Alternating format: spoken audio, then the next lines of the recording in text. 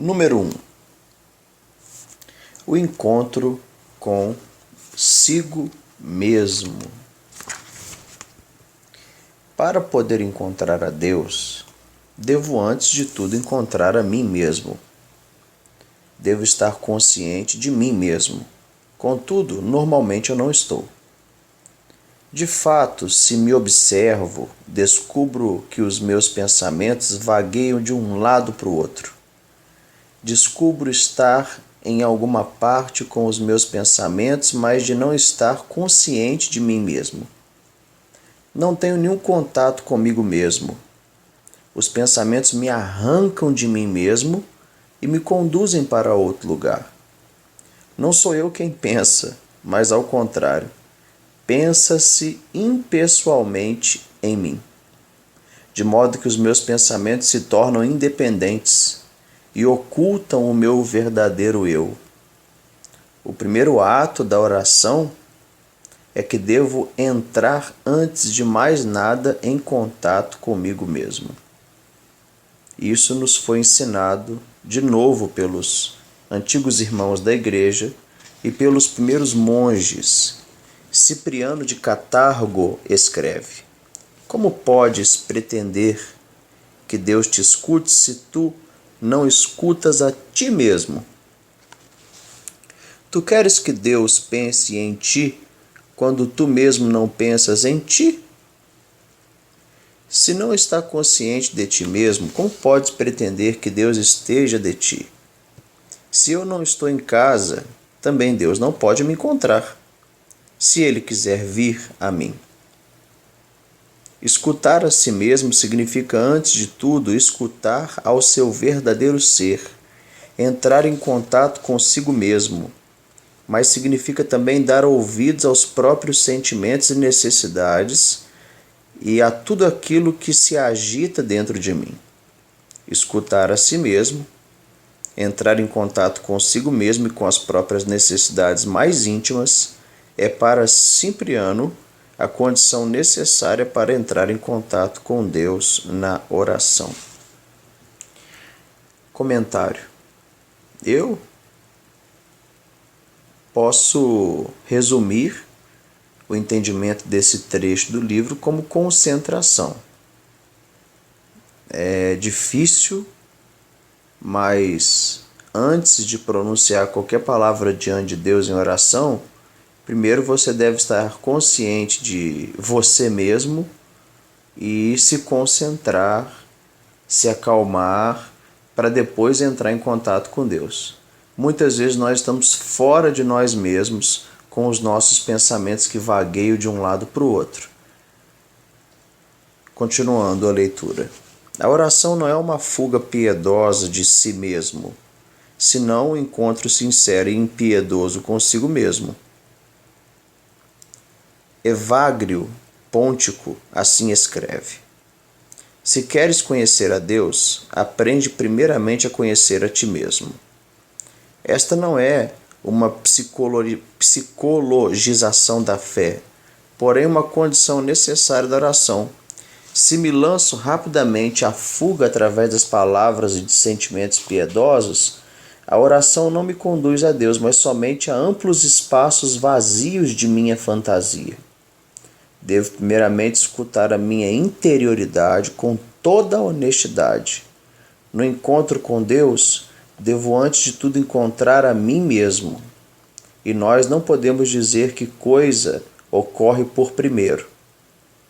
Se o encontro consigo mesmo como condição para o encontro com Deus, ou o encontro com Deus como condição para o encontro comigo mesmo.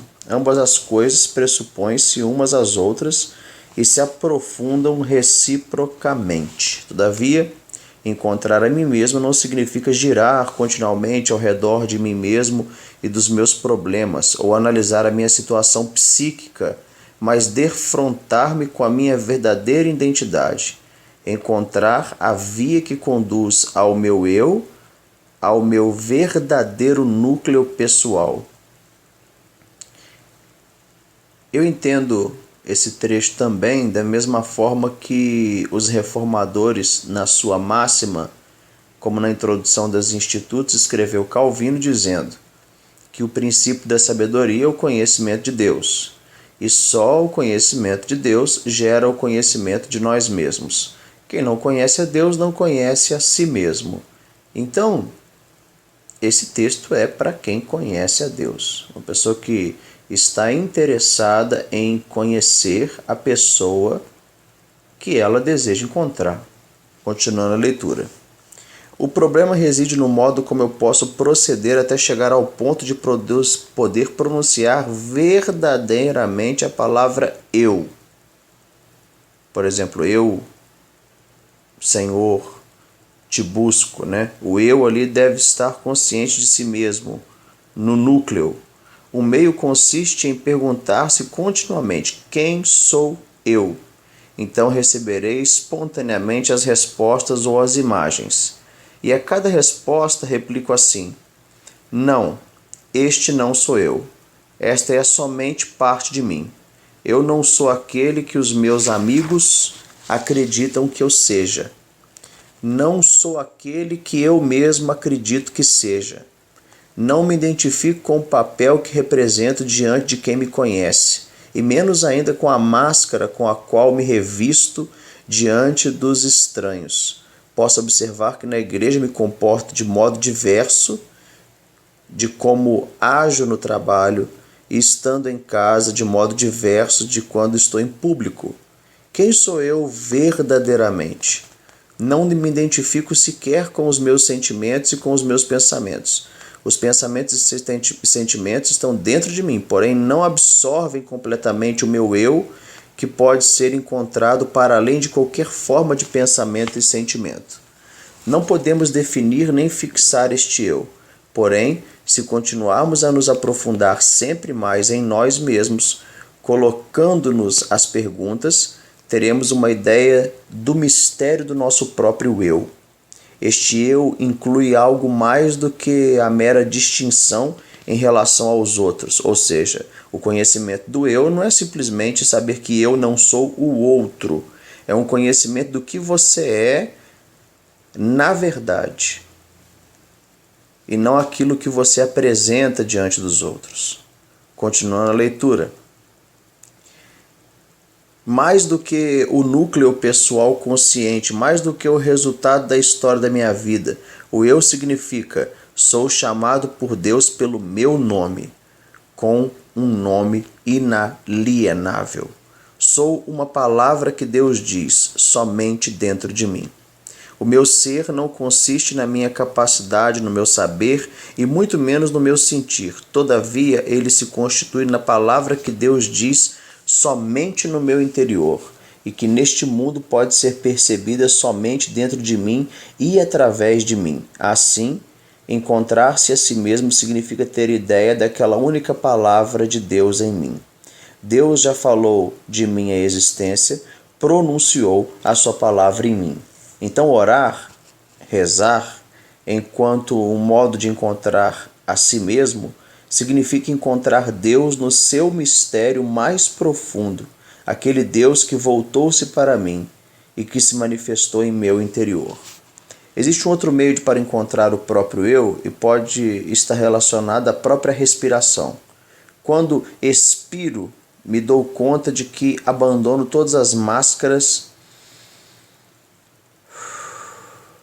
e papéis, tudo aquilo que altera o meu ser. E quando inspiro,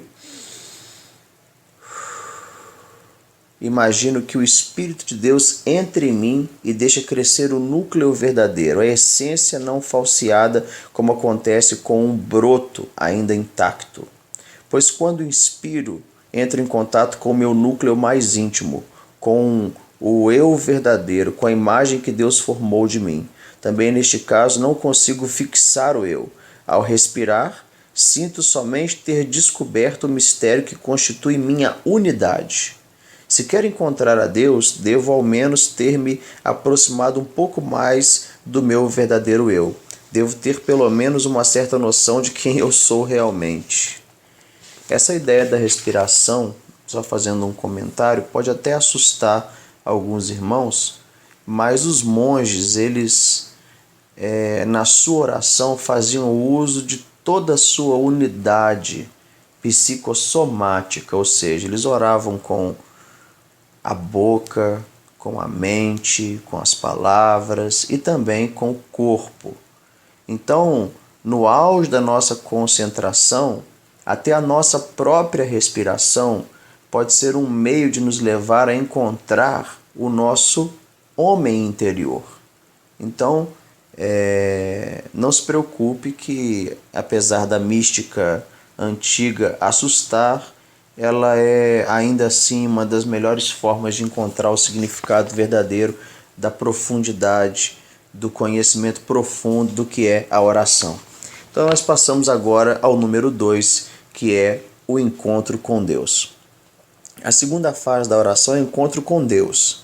Frequentemente acreditamos já conhecer a Deus de longo tempo. De fato, rezamos, dirigimos-nos a Ele e fazemos isso há muito tempo. Ouvimos falar bastante dele até agora e podemos ter uma noção de quem ele é. No entanto, corresponde ao Deus verdadeiro aquilo que nós sabemos de Deus? Será que Deus é realmente aquilo que nós pensamos sobre quem ele é?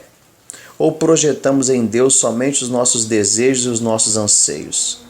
As imagens que temos de Deus nascem somente da nossa formação ou das fantasias do nosso coração? Por outro lado, precisamos das imagens para representar Deus e para podermos encontrá-lo. Mas, por outro lado, devemos continuamente superar estas imagens e dirigir-nos ao Deus verdadeiro. Não devemos representar Deus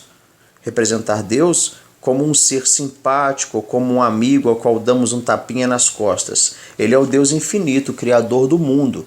Podemos pensar em Deus somente na dialética dos opostos. Deus é o Criador infinito, mas é também aquele que se preocupa comigo e olha para mim com amor.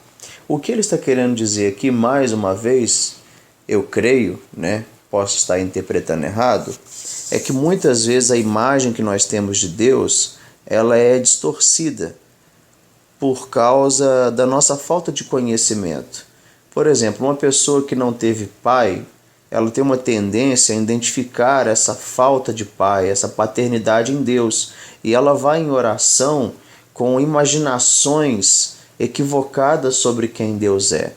Por isso, o conhecimento da Escritura é necessário. Uma pessoa que sente certo tipo de carência, certo tipo de dificuldade, então ela projeta uma imagem de Deus a partir de si mesmo. Então essa imagem é equivocada, por isso o conhecimento bíblico ele é necessário. Deus é aquele que criou o imenso universo, continuando a leitura, mas está também dentro de mim e se lança muito mais profundamente em mim, mais do que eu mesmo poderia fazer.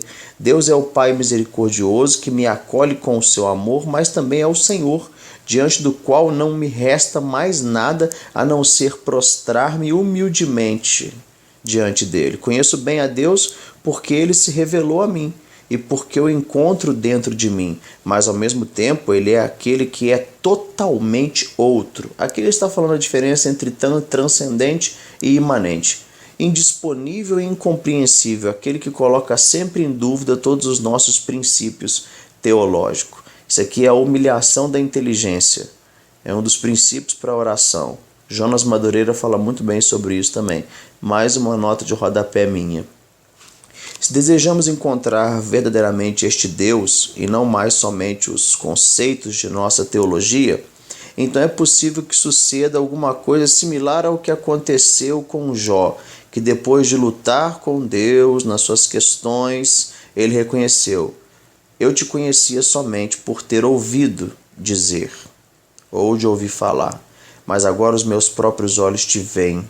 Por isso eu me retrato e me arrependo, e me retrato sobre o pó e sobre a cinza. Esse é um texto maravilhoso de Jó, número 42, versículos 5 e 6. Comentário meu mais uma vez. Muitas pessoas conhecem Pedro Álvares Cabral, não é verdade? Conhecem de ouvir falar, mas nunca entraram em contato com Pedro Álvares Cabral, nunca experimentaram a presença real de Pedro Álvares Cabral. E tem muita gente que conhece a Deus, o Deus do livro, o Deus da Bíblia, mas não tem uma experiência de contato direto com ele. Então, o tema do livro é a oração como um encontro. As imagens que nós fazemos de Deus, continuando, são como aberturas através das quais olhamos numa reta direção, mas Deus se encontra além destas imagens. Não se pode definir Deus através dessas imagens. Ele é sempre e totalmente outro ou inexplicável. É o mistério por autonomazia. Quando começamos a orar, torna-se oportuno penetrar no mistério de Deus pela escuta, superar todas as imagens que tenhamos feito dele, ter uma ideia do Deus que é sempre muito maior. Também neste caso não chegaremos ao ponto de poder definir a Deus, mas nos tornaremos mais sensíveis ao mistério do Deus que queremos encontrar na oração. Quando oro no silêncio do quarto do meu convento, esse é Anselmo Grum falando, às vezes me assaltam dúvidas, tudo aquilo que crês ser concernente a Deus corresponde propriamente à verdade ou é fruto somente da minha imaginação? Ou te é conveniente imaginar assim porque é bonito, porque te permite viver bem, pregar ou escrever melhor? Quando emergem tais dúvidas, procuro analisá-las nos mínimos detalhes. Digo a mim mesmo, sim, pode ser que tudo isso seja somente fruto da minha imaginação. Toda literatura religiosa é apenas fruto da imaginação.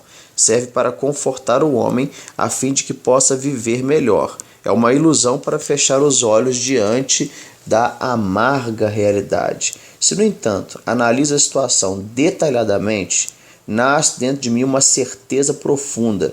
Não, a vida humana não pode ser assim absurda. Não posso imaginar simplesmente que todos os santos tenham seguido somente ilusões e que toda cultura seja somente um calmante.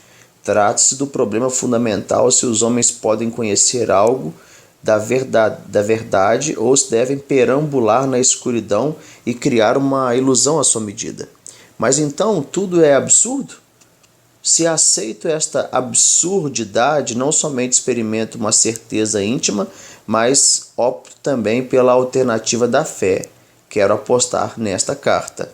Quero seguir um santo como Agostinho, e não os céticos que encontro na filosofia de vida no absurdo da existência. E assim a oração terá uma nova dimensão para mim. Posso dirigir-me à origem primeira do ser, a causa primeira de toda a criação como a um tu. Posso falar a este tu que se oculta de forma velada no mundo visível. Sim, este Deus, este tu misericordioso e misterioso que me interpelou por primeiro. Ele é uma pessoa, alguém que me ama, alguém que desvelou o ser e, com a sua palavra, me revelou uma ideia do seu mistério. Mas, ao mesmo tempo, o problema moderno da ausência de Deus me coloca em dificuldades. Hoje, não podemos mais ser tão ingênuos para falar de Deus como fazíamos no passado.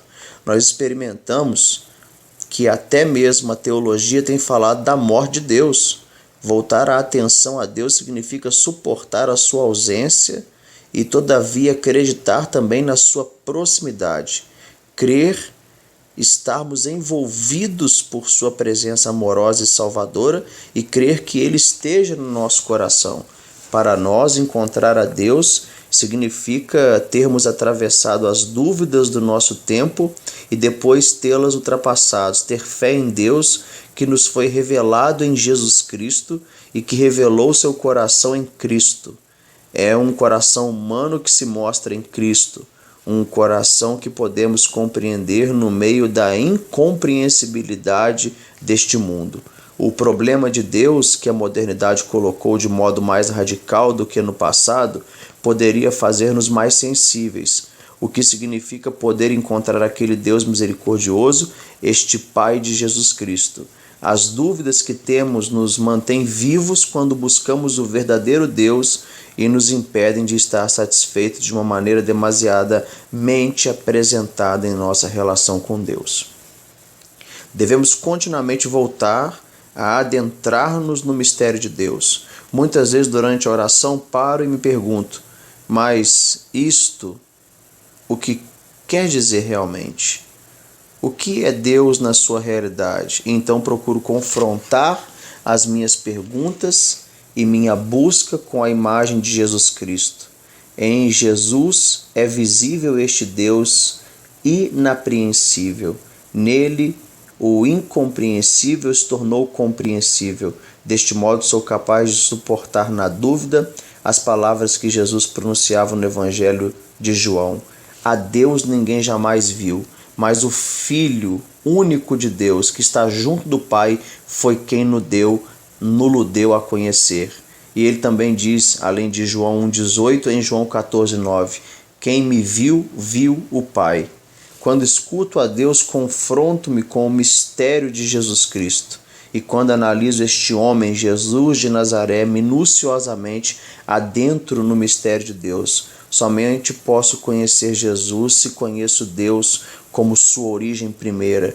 Essa tensão é parte essencial da oração. Analisar pormenorizadamente as dúvidas e confrontá-las com Jesus Cristo, ou então olhar para Jesus e nele experimentar Deus. Essa parte é uma parte profunda do livro. Alguns irmãos devem estar até sem saber o que eu falei na leitura e o que eu li, na verdade, né, de Anselmo, mas é interessante porque no momento da oração, irmãos, quando estamos ali a sós, né, com Deus, ou quando estamos com um parceiro de oração, como eu tenho um parceiro de oração, e ele é uma pessoa que vive também no mesmo pensamento que eu, muitas vezes me ajuda a encontrar a lucidez e a sobriedade na oração.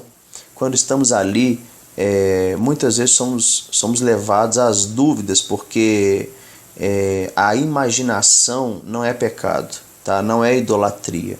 Você não vai imaginar o rosto de Deus e nem o rosto de Jesus. Não é isso que eu estou falando, mas quando oramos, por exemplo, e pensamos num texto da Bíblia, automaticamente nós imaginamos o deserto, nós imaginamos as imagens, os apóstolos, nem que sejam pés, terra. Isso não é idolatria. Isso é a oração com meditação que era praticada tanto pelos reformados, quanto pelos puritanos, quanto pelos abades, pelos antigos padres, antes da corrupção da igreja para a idolatria. Então, o problema aqui abordado por Anselmo Grum é o seguinte: nós já temos algumas concepções teológicas sobre Deus que nos impedem de experimentar Deus como Ele é em nós. Então, antes mesmo de você experimentar Deus, você já estuda sobre Deus, já tem uma imagem sobre Deus, então a sua oração ela é como que viciada. E muitas vezes você simplesmente repete aquele texto, né, que você repete todos os dias. Senhor meu Deus e meu Pai, eu peço perdão pelos meus pecados. Então, ela é uma oração sem o encontro com o Tu, que é Deus. Ela é uma oração simplesmente que vive repetindo aquelas mesmas frases, né? Então a oração em secreto ela é um pouco mais difícil do que a oração na igreja, porque quando oramos na igreja o que nos parece é que estamos pregando.